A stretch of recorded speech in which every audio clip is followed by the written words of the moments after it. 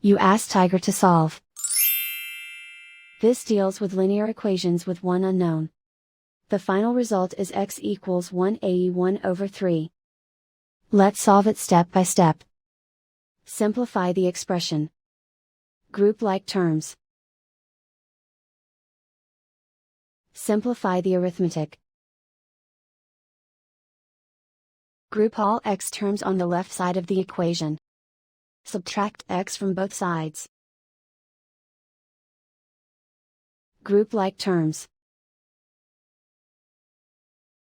Simplify the arithmetic. Group like terms. Simplify the arithmetic. Group all constants on the right side of the equation.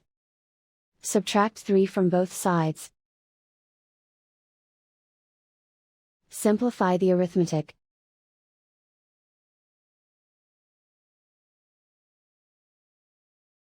Isolate the x.